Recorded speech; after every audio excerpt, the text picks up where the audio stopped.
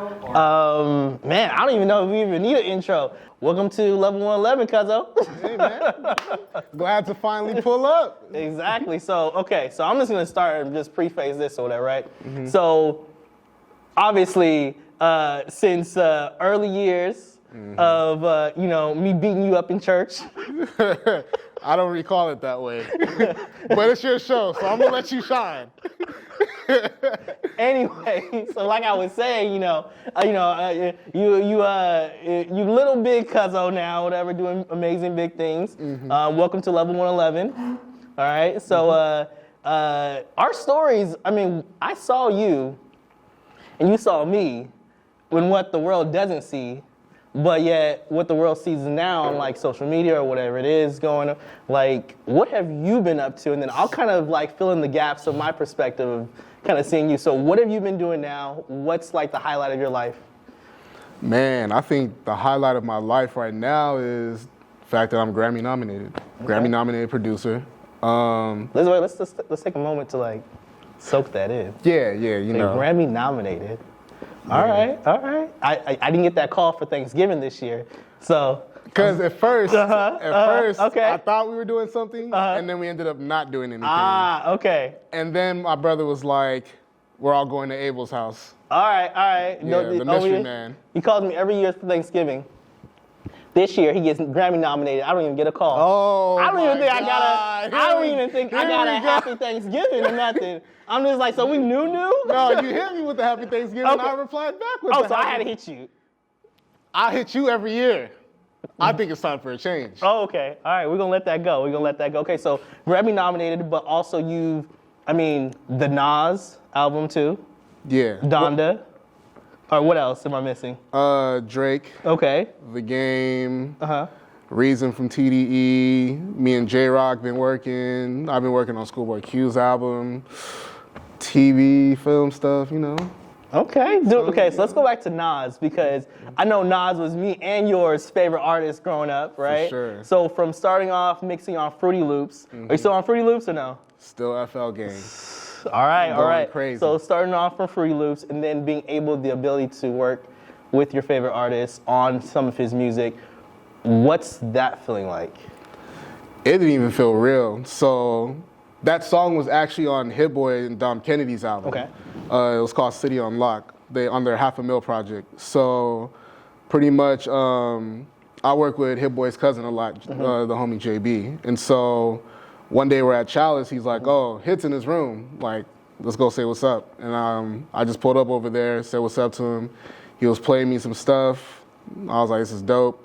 Got his number, and then I was just sending him loop ideas, just melodies that I made. Okay. And then eventually I seen that he had put out a project, because Hit Boy also raps. And so I text him like, oh, are you still in your rapper bag? And he's like, I'm always in my rap bag. And I just sent him some beats. Next thing I know, he texts me back like 2 days later with Dom Kennedy on it. And I'm like, this is fire. He's like, yeah, we're gonna use this for our project.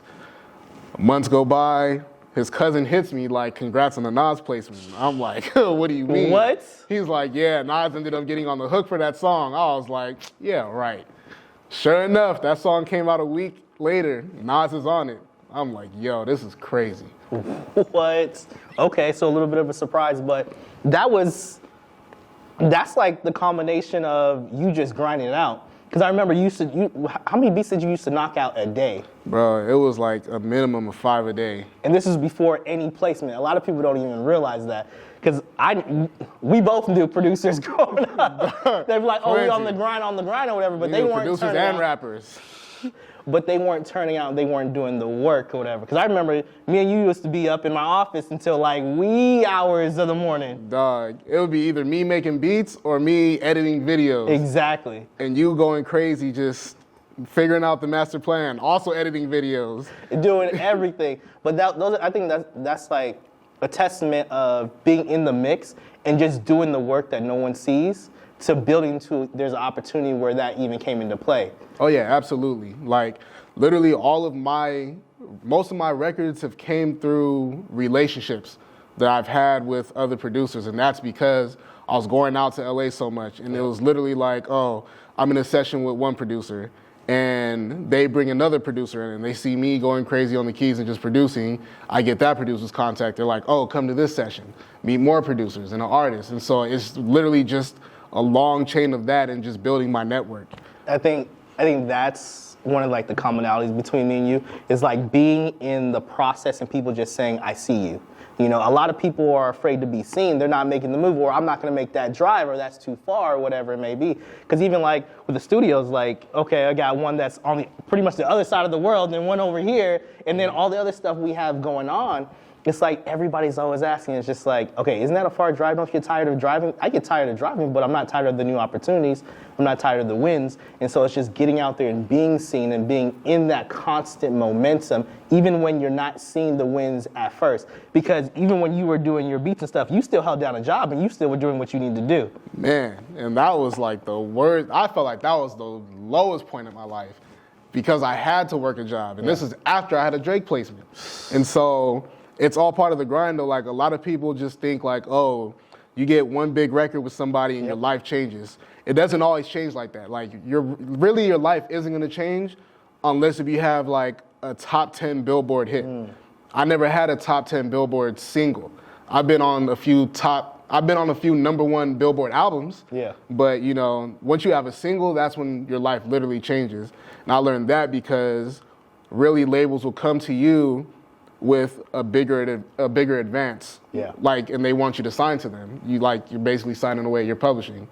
Or you do an admin deal, which is less money up front. But depending on how big that single is, like, I know I have friends that got #1 singles and signed for $1 million, and they haven't had a big record since.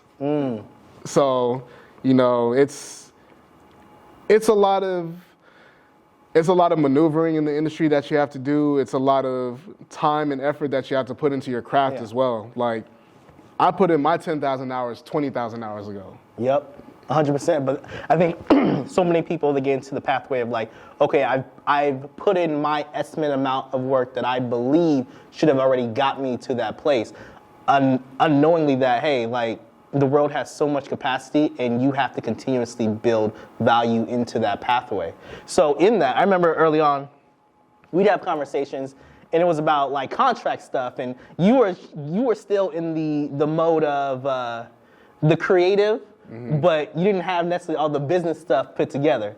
And I, in my experience of like working with creatives, I always tell them like, look, if you want to have a sustainable life, whereas you don't necessarily have to always be creating, you have to decide whether you want to be the creative that knows a little bit about business, or if you're going to be the businessman that just happens to be creative as well too.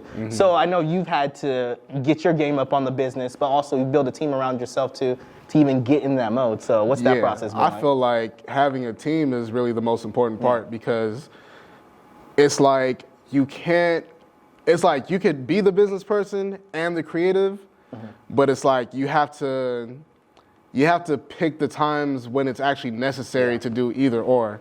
Whereas like for the most part, me personally, I feel like I'm at my best when I can just solely focus on the creative stuff. Yeah. And I have my management and my entertainment lawyer handling all my business stuff. And it's literally them looking over all the paperwork. Okay, this is good to sign here, bet. They get their percentage, I'm good, I can still create. So what's a lesson that you had to kind of learn? You don't have to name no names, but what's a lesson that you had to learn where it's just like, okay, I have to get my business stuff together so that this doesn't happen again? I would say after my first placement. Okay. All right. With Drake. Okay. But it's funny because it wasn't even an artist issue. It was just an issue with other parties involved. So you got out-businessed in the business arena of that side. So it's a very tricky situation, but I will say that it was all of our first major label placements, but I was just a lot less knowledgeable on how all of this worked. And so, you know, I got the short end of the stick. We'll say. We'll just keep it at that. All right. So let's take it back. Let's take it back to the streets of San Bernardino, where at any given time when me and you were growing up doing our shenanigans, I'm gonna use the word shenanigans, right? Because they were shenanigans indeed. There was definitely shenanigans.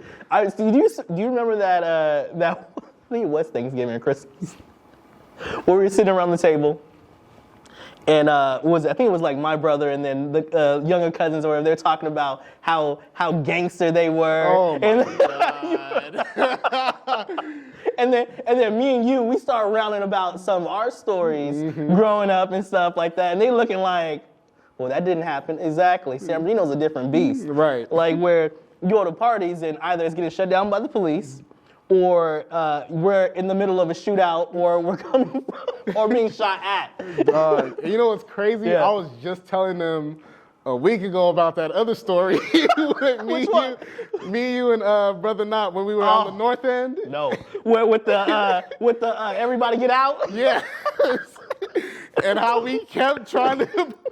You know what? We gotta tell that story. We can't just leave people out. Okay.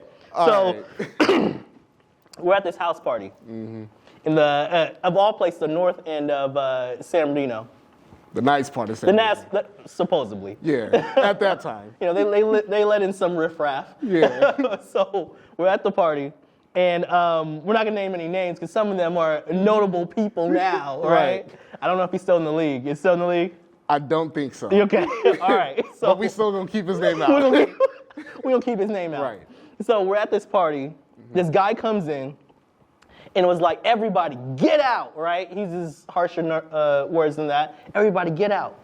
And one of the guys that had paid, this is when when you go into a house party, you're paying like $5, $10, right? It was $5. Yeah. Yeah. So and back then, we was like 19, 20 years old. $5 was a lot of money. I mean, $5 get you that pizza. I'm saying, that $5 Little Caesars pizza, that's a lot of money. No, it was Pizza Lotto. We couldn't get Little Did they Caesars. have Pizza Lotto still back then? No, they did. Remember Because I we used to remember hop the fence? Yeah, no, I remember Pizza Lotto was there in high school, but I don't remember it being there after high school. No. I think it was something else. Either way, it was still busing. $5. So $5 to get you right. So we're getting to this party, and this guy comes in and was like, everybody get out. One of the dudes there says, I paid $5 in here. I'm gonna have to get my money back. So this guy, he then pulls out a gun and says, I said everybody get out. Wait, no, before he pulled out the gun. The reason he pulled out the gun was because our other friend, who is no longer in the league, who shall remain nameless. Shall remain nameless, okay. You know, 6'4", 6'5", big dude. Big dude. Walked up to him like, hold on. You can't be talking to my homie like that. We need our money back. The man said no words after that. No words. All he did was pull out the gun and was just like, I said everybody get out. At this point, so you knew who was native to San Bernardino and who wasn't. Yeah. Because what I mean by that is the people that were native to San Bernardino, they were calm. The other people were scattering like rats. I remember this girl literally ran into the glass. I looked at her, I hit the door switch and I was like, let me help you out. So I was a gentleman even back then. So at that point or whatever, we're like, man, I'm leaving. So me and you, I think your cousin was somewhere around. Nat was lost in the sauce. Nat was lost in the people scattering everywhere. He was on his own at that point. Right. And we were trying to make it home. You were trying to drive off. I was like, hold on, we forgot about Nat. And we looking like that. That was why. I had a curfew. And so we look for Nat. Nat's over here outside the door looking frantic. And I'm like, yo, Nat, come on. He runs to the car. So on the way to the car, we see the other big homie. Was it me that asked it or did you ask it? I think you asked it. I looked at him knowing that he was strapped. I said to him, I was like, because hey. he had the strap out. Oh, for sure. Most definitely. I looked at him and I said, hey, you good? He was like, yup. Went straight to his house. And we just drove off. You know that was not the end of the night, though, right? I know it wasn't. Because we were still thirsty for the turn up. 30 minutes later, we're on the other side of San Bernardino, on the west end. We was on the west side. Yup. And we didn't even get out the car. All we turned into that cul-de-sac, all you hear is doot, doot, doot, doot, doot. And I'm just leaning in my seat hitting that car. I'm like, yup, it's time to go home. and we still didn't go home. Why We you- drove to the parking lot, met up with all the other homies, like, damn, man. that was crazy. Like, what's the next move? We was like, next move? We ended up at Denny's, I think. I think that Yeah, was. but we had got, because we left that parking Yeah. lot because that same black Suburban followed us to the parking lot, drove around, and then came in the parking lot. Oh, Then we man. all hopped in the car and dipped out. Oh, yep. And I think hopefully we went home after that. I think so, yeah. I don't remember what happened after that. So, needless to say, we come from a very interesting background in San Bernardino. And that was not even, I would hate to say that, I would love to say that was like the first incident, but there was so many more. It was too many. But That was just one of the funniest ones. But Now. what do you think, because we talk about this a lot, what do you think was like the biggest difference other than when we stepped out the house, it was America. When we went into the house, it was Africa. It was Africa and it was Ghanaian culture. What would you say is like the biggest difference between us and individuals? I just didn't think make it out? I think just the upbringing, honestly. Yeah. Like, African parents don't let their kids fail. No. Like I had friends, and not to say that like, other families do, but Yeah. I just, we had homies who turned 18 and like some of their parents were like, figure it out. Yep. And it was like I feel like we had more support doing what we wanted. For me, like, I didn't even have a choice of what I wanted to actually do, because it was like, no, you're either gonna do engineering or you're gonna be in the med field. And I tried that for 2 years in college, and I just had to have like a real conversation with them. And they're just like, okay, fine, like do something else you want. Yeah. And then for your master's program, you can go and do music. So I really just feel like it's just the support that you have from your family, and just our upbringing in general. It's a lot different. Like the lifestyles are a lot different. Exactly. I think for me, it was one of the biggest things was, because like my mother would say, oh, why don't you just try nursing out? So I tried to do the whole college thing. I dropped out of college 3 times. And then but even in that process, I was still starting my business. I was still getting these things together, but I was still figuring it out in that mode. I think the biggest support that my mother did give me was more so of like my faith. I think that was like a biggest component, because like, I mean, that's already a given. yeah, as you start to build and build your empire and things that you start to see that you need to look for something outside of yourself, because there's a lot of moves you make that are risky moves that some people just don't come back from, and so, or they give up. And so I think that's one of the biggest components as well too. So as you're building like your musical empire, your production empire, right? What's the next big move for you? Right now, it's Ghana. Okay. So literally, it's gonna be Ghana and us starting a label and possibly doing a joint ventureship with a major label out here, where we're gonna bridge the Ghanaian artists and cross them over into the American market. Okay. I spent a couple months out there myself, and got a little bit of the taste of a little bit of the music scene as well.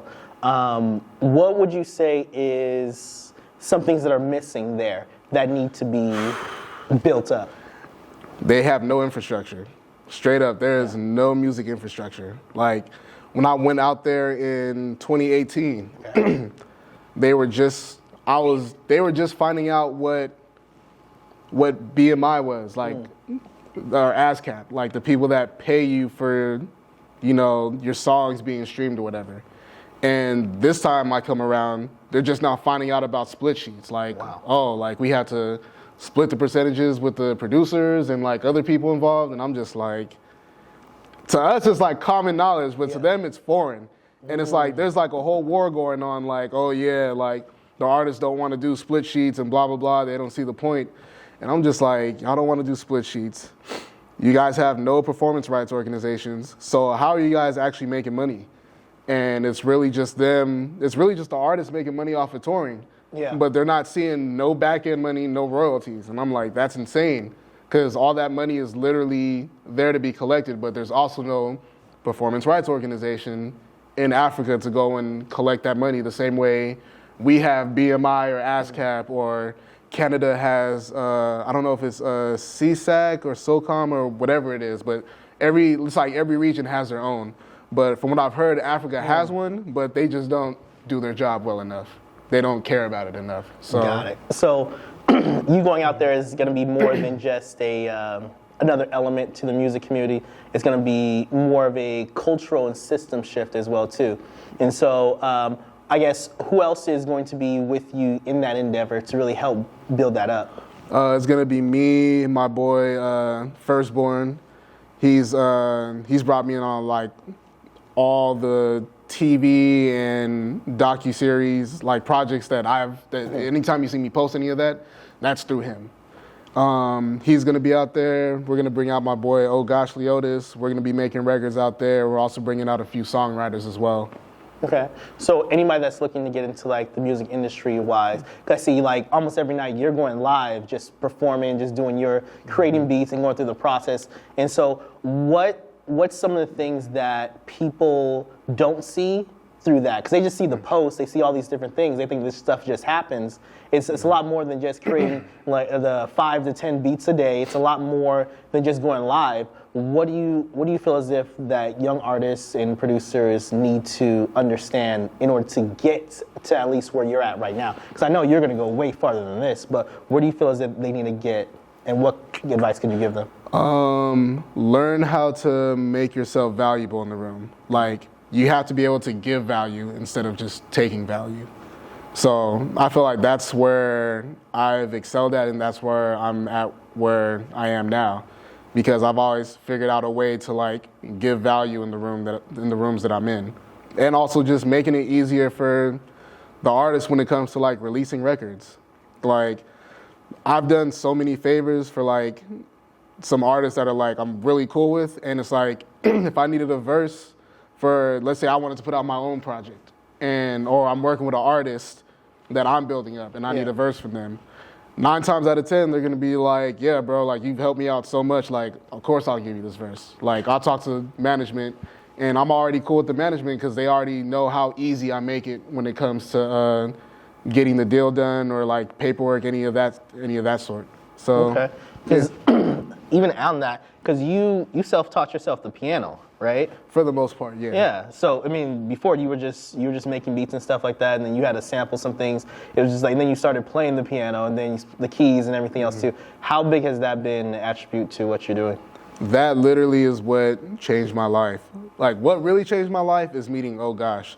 So Jay Kasai introduced me to Oh Gosh Leotis back in 2013. And I was hearing his beats, and I'm like, damn, what samples are these? And he's like, oh, I don't really sample, I just play everything. And it was like, from that moment on, I was like, I gotta learn how to play the keys. And so I remember my boy, Bruce 24K, he showed me the C minor scale, because I like to make West Coast music back then a lot. And so he just showed me that scale, and I was making a whole bunch of beats in the C minor scale. And then I went to the Bay for grad school, and I met another artist and producer named Christopher Elliott, and he also was teaching me a few things on the keys, but like nothing really started clicking until I started going back to my sample beats and like trying to figure out what key they were in and like figure out chords to play on top of them. And that's what helped me excel faster at playing the keys. Because I know a lot of people, when they're building certain things or even like their own skill sets, they're not paying attention to the things that are valuable in the room. They're not paying attention to things that matter overall. I mean, because even in like business, like there's things that I didn't really start making money until I understood like paperwork. It's just paperwork and certain things and certain keywords that I needed to use in order to communicate, even hear. Like I remember a lot of times what I would do is if I needed some type of paper, I would ask somebody, hey, can you fill this out? I want to know exactly how I should fill it out. And so I'd always be asking that component. So even like yourself, just borrowing from your community, different attributes, the things that help to amplify what you're actually doing. Okay, so I guess my last question is this. So what are some words that you live by that keep you motivated? Because even similar to me, like I lost my father at a younger age. You recently lost your father as well too. What is driving you, but also what about what he taught you inspires you to move forward as well too? Especially, you're not just a producer and all this stuff. You're a man now. You know, like what are some of those components for you? Man, this is a really good question because I've never really thought about it. Like, my mind has always just been on go, and like I'm always just on go. But that's just because of the work ethic that my mom had. Yeah. Like, her, like she has been working overtime at her job forever. Oh, yeah, I've been threatened by this woman. Yeah, many people have. It's not a good sight. So it's like I always had the work ethic from her, and just my dad just being like as strict and stern as he is. Like, he had his PhD in accounting, so it's like no matter what, it's like I always have to like, I won't say I have to live up to that standard, but it's more so me just making sure that I'm taking care of business and I'm able to support myself and my family as well. I love it. Okay, I like that. Okay, so it's more of a family ties vision overall than anything else. All right, perfect. All right, so one last question, the last one, but I believe that your purpose never changes, it only evolves, okay? What you're doing right now, what does that look like on the next level other than like the label?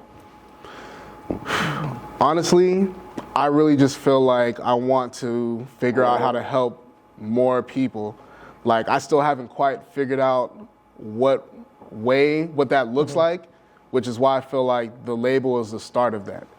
Is to just help facilitate more talent and really just have more light shining on Ghana in general and help build their infrastructure.